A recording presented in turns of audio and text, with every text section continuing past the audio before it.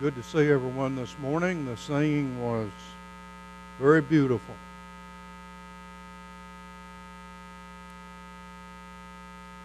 I'd like to read a brief statement before we begin our sermon, please. It has been brought to my attention that not everyone here in this congregation is happy about some of the decisions that our eldership has made concerning me and my preaching for this congregation. In reaction to our elders' decision, my heart has been filled with grief, disappointment, and even anger. I've tried my best not to allow these negative emotions to come through in my speech. However, I have found that that is a most difficult task for me to do.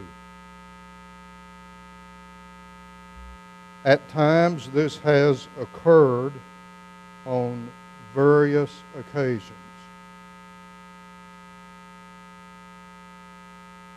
I wish to apologize for that and say that I'm sorry that that has occurred. It has troubled some, and honestly, I thought I was a better man than that. I did not agree with the decision that the elders made. However, after thinking about this decision very intently for a few months, I have come to understand that that decision was made with our elders wanting the very best for this church and even the best for me. After much discussion and prayer, my wife and I have decided we wish to worship here under these elders, whether I am the preacher or not. I truly love this congregation. What I desire to see at this congregation is peace, harmony, kindness, love, and unity. I plead with each member to do all that you can do to bring this about. I wish to see this congregation prosper spiritually and blossom, and I wish to help you do that in any way that I am able to do. Our four elders, each one of them, believe that the Bible is God's Word, and each one of them want the Word to be preached from this pulpit. This is certainly the number one quality we should want in any eldership. And I wish for it to be known that no elder here has ever told me not to preach what the Bible teaches. I love each one of our elders here and each one of their precious wives. The last 2 years has been some of the most difficult years of my entire life. My dear wife and my family have helped me through this. If not for the Lord, my family, and some wonderful people here in this church, I do not want to even think what might have happened to me. Thank you for your kindness and for your compassion. My plans are the following. I plan to preach God's Word from this pulpit as long as God gives me the strength to do so, and as long as the elders here desire my services. I ask for your prayers and for your support in this endeavor. I have preached for most of my adult life. Not preaching full time scares me to death. But I believe the Lord is in control. I do not know what the future holds, but I know who holds the future. I plan to work for the Lord in whatever capacity I can. I do not know what this will be, but to work for Him in any capacity is my privilege. And to work with such an eldership as we have here is my honor.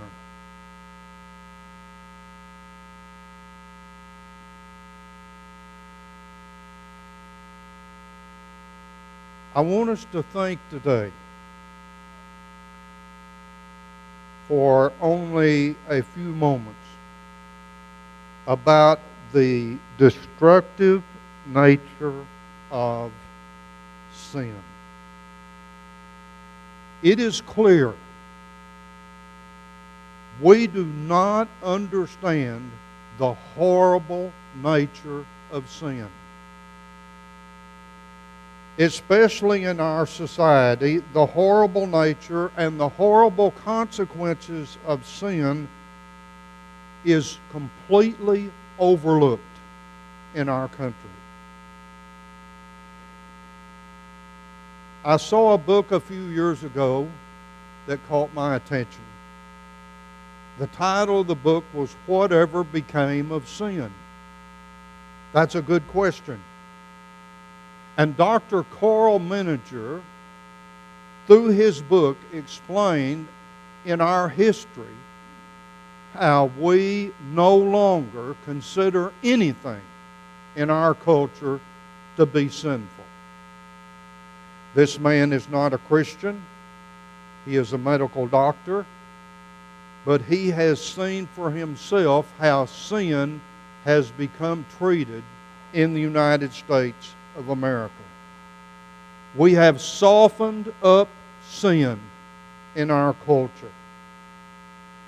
Listen to the way we talk. We have even softened up our language to accommodate sin. It's not just to be nice. It's not just to be pleasant. Our language in our culture actually accommodates and promotes sinful behavior. We are so refined that we have talked our way out of sin. Just listen to the language that is used. Instead of saying that an individual is greedy and selfish, which will send a person to hell, instead of saying that, you know what we can say in America? He's parsimonious. Doesn't that sound a lot better than saying this person is selfish and greedy and only cares about themselves? Doesn't it sound so nice to say, well, this person is parsimonious? Or another way we say it, this person knows how to handle their money. Instead of saying they're selfish and greedy, we've made a compliment. They know how to handle their money. And remember a few years ago on the movie Wall Street, when the actor said greed is good? Instead of saying a person has lied, here's what we say. Well, he might have exaggerated. Maybe there was a little bit of fabrication involved. He just told it like he saw it. Instead of saying he told a lie and he did not tell the way things really occurred, we have all these nice words that we can say. Instead of saying he deceived other people, we say, well, he just told it like he saw it. Some even say he knows how to deal with others because he can deceive them and lie to them. He knows how to deal with others. Instead of saying so-and-so fornicated, so-and-so committed adultery, here's what we say in America. Well, they had a little fling. They just had a one-nighter. It wasn't any big deal. There wasn't any love there. It was just a one-night stand. Instead of saying these people fornicated, we make it sound so nice and so pleasant. Instead of saying a person sins, you know what we say in America? Well, he made a bad choice. I remember when I lived in Dallas, Michael Irvin, which I thought was one of the greatest football players to ever live, was convicted the 5th time for using drugs. Immediately, the owner of the Dallas Cowboys was interviewed, and Jerry Jones said it this way. I'll never forget. He said, well, there is the possibility that Michael might have made a few unfortunate choices.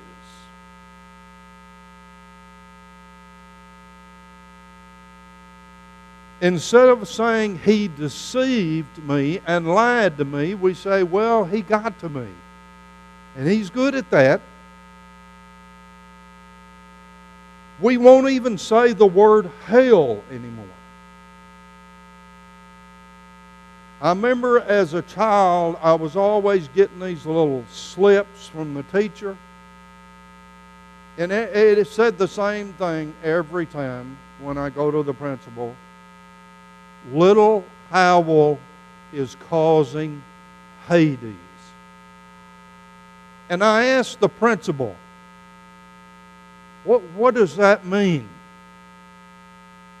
He said, well, we're not going to talk about that here. And I said, well, how can I know what I've done wrong if you don't tell me? I said, I don't know. Well, I'd never heard of that.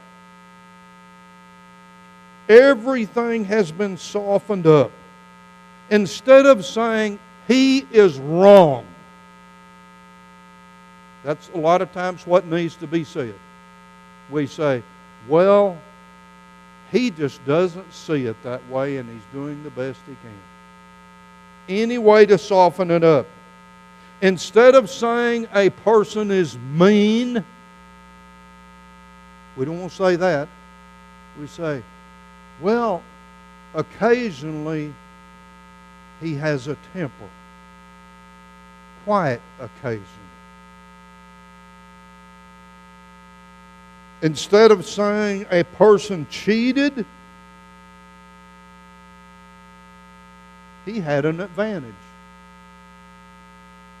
Instead of saying that a person is drunk,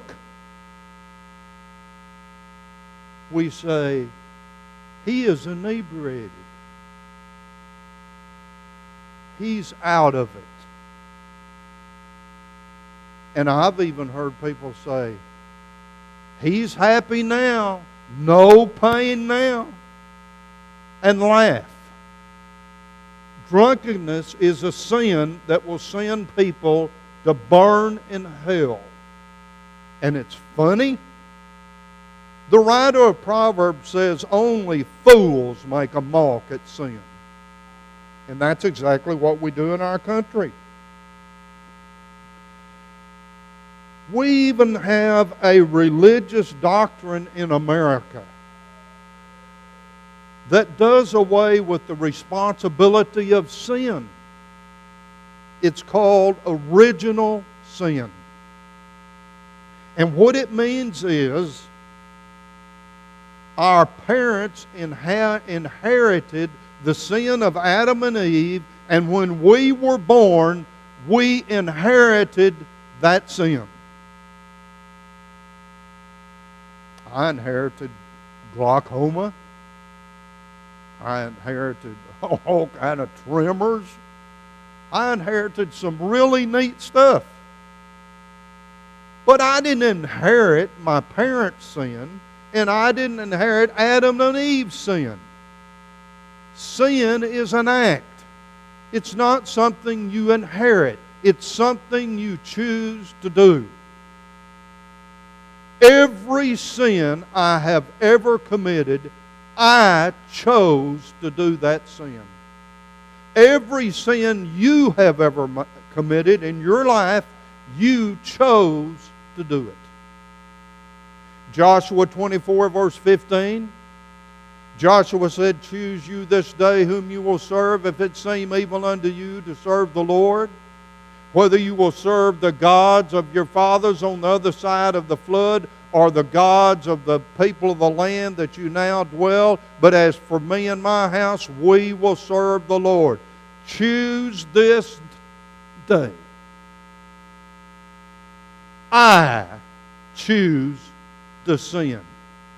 You do not make me do it. Nobody compels me.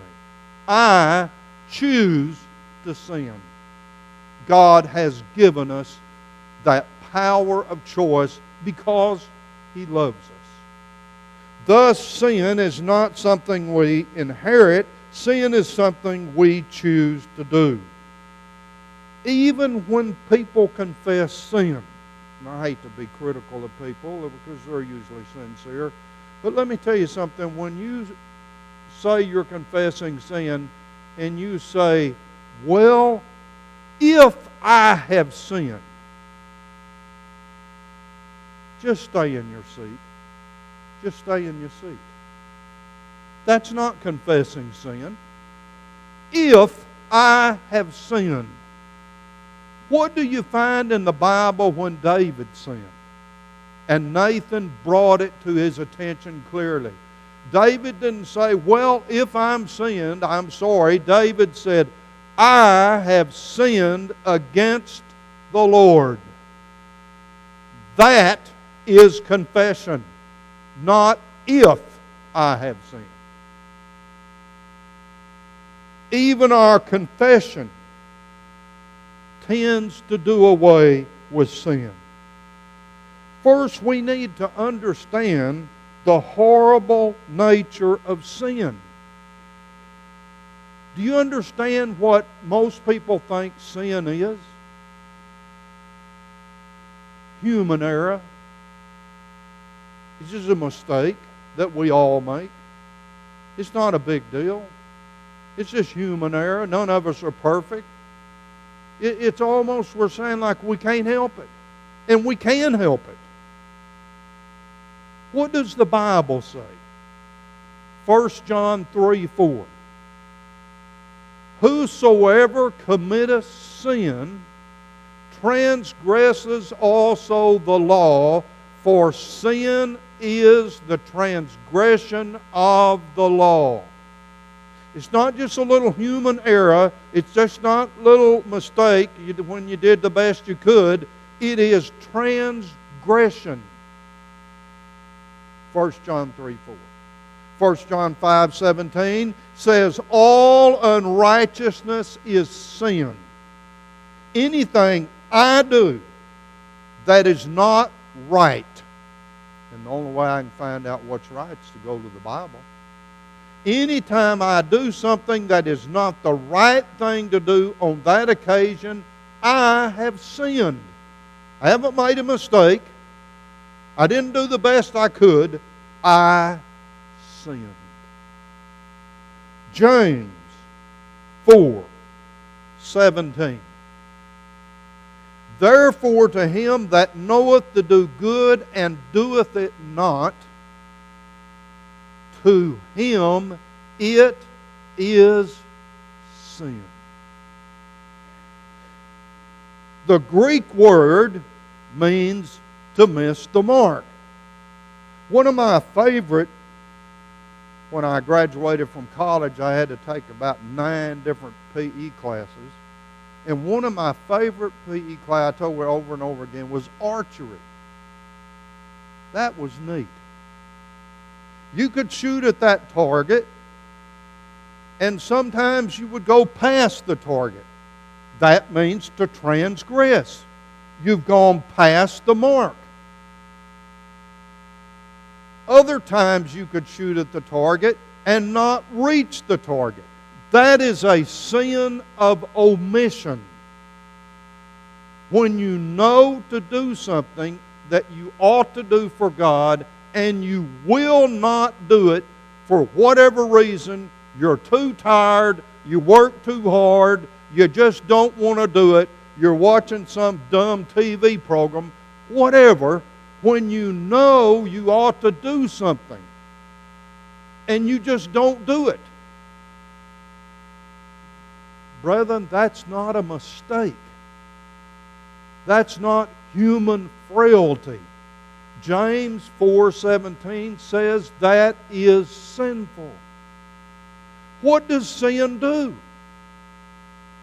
Isaiah 59, 1 and 2. Sin separates us from our God so that He doesn't even hear us when we pray. We have all sinned, Romans 3:23, and sin separates us from God. Thus we all find ourselves separated from God. So no room for sickening religious arrogance. I guess all arrogance is sickening, but the worst kind is the religious kind. That we're just a little bit better. No, all of us in this room who are accountable, every single one of us, deserve punishment. We have no reason to be arrogant about anything because all of us have sinned. All of us have transgressed our Creator's law, and we all deserve to be punished. And God says the just punishment for sin is eternal punishment. That's how bad it is. Imagine somebody suffering in torment forever. That's hard to imagine, isn't it? That's how bad sin is. Imagine the innocent, spotless, loving, kind, compassionate Son of God hanging on that cross, dying, taking His last breath. You know why that happened? Because of sin. If you don't think sin's very bad, take a better look at Jesus on the cross. Now, how does sin work? Well, first of all, you must understand its nature. Hebrews 3:13. Hebrews 3:13. Enough of that. Looks like there's about 9 of you out there in every pew. Looks like you're stacked up 9 people high. You were really tall. What did I just say?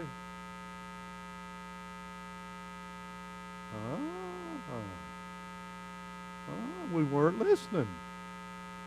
Well, I'll put my spectacles back and maybe we'll listen. How does sin work? How does it work in your life? Does it just kind of creep up on you and grab you? How does it work? Hebrews 3:13. Exhort one another daily while it is called today, lest any of you be hardened through the deceitfulness of sin. What's that tell you about the nature of sin? It's deceitful. It promises more than it can ever deliver. Sinful lifestyles promise a beautiful life of happiness and joy. That's not what it delivers. It's deceitful. And it also, we learn in Hebrews 13, the longer I live in sin, the longer I won't repent, year after year after year, the harder my heart becomes, so that someday my heart will be so hard I will never repent, and I'll stand before God in that condition. So sin hardens the heart, and sin is deceptive. How does it work? Well, 2 Corinthians 2:11. We know the devil has devices. What are these devices? How does he get us to sin? The whole world's doing it. 1 John 5:19 says the whole world lies in sin. How does the devil get us to sin? James 1:13. He says, don't say when you're tempted of God. For God cannot be tempted with evil, neither tempt he any man. But every man is tempted when he is drawn away of his own lust and enticed.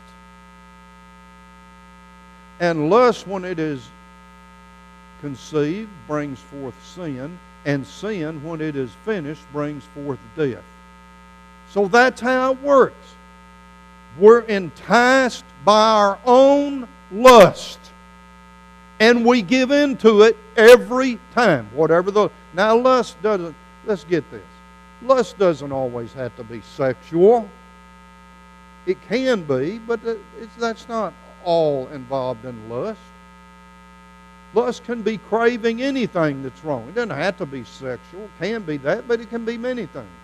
So when I'm enticed by my own lust, I give in to that, then that lust is going to bring forth sin. And sin, when it's finished, brings forth death. Romans 6:23, the wage of sin is death. That's spiritual death, separated from God. John 8:24, Jesus said, except you believe that I am He, you shall die in your sins. Think about that. Die in your sins. My mother-in-law is about to go to the next world. I'll guarantee you she don't want to die in her sins.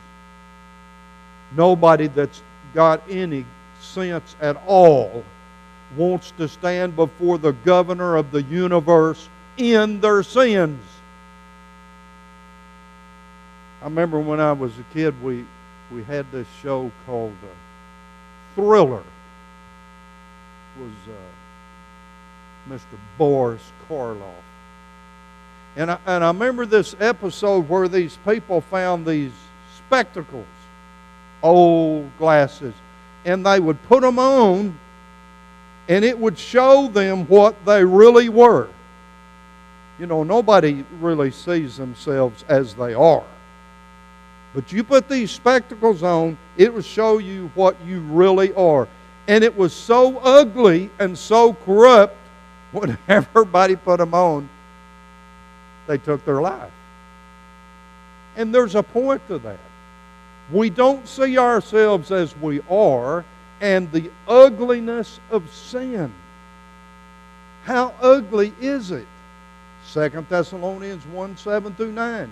To your trouble rest with us when the Lord Jesus Christ will be revealed from heaven with His mighty angels in flaming fire, taking vengeance on those that know not God and who obey not the gospel, who shall be punished with everlasting destruction from the presence of the Lord and from the glory of His power. You stand before God in your sins, and you are going to be separated from everything that's good and holy and righteous forever. You're going to be with the scum of the earth for eternity. People like Saddam Hussein. And let me tell you something. That fellow over there that gasses all them children. You know what I'm talking about. He gasses all little children and makes them jump and jerk and die. Let me tell you something. He's got a lot more to worry about than some missile that we fire. He's got a lot more. He needs to be worried about that a little bit. maybe. But I tell you what, he's got a lot more to worry about on Judgment Day than some missile fired at him.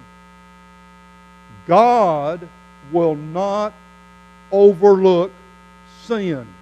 We think he will. You know why? Because we overlook it. We overlook it in ourselves. We overlook it in our children. Oh, they're so sweet. And we overlook sin.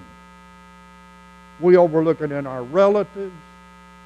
And so somehow we've got the idea God's just going to kind of overlook it. No.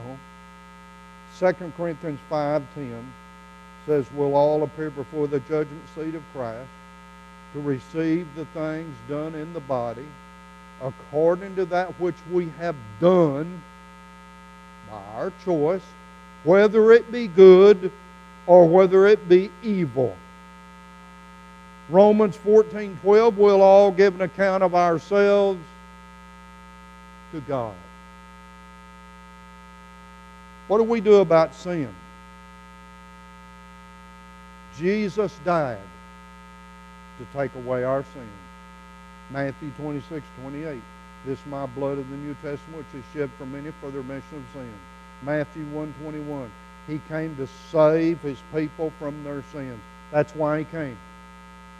To save you from this slime pit called sin. That's why he gave his life. It's a great gift. And he offers this gift to every one of us. But we have to accept the gift. And to accept the gift, you have to believe that he's who he said he is, the Son of God.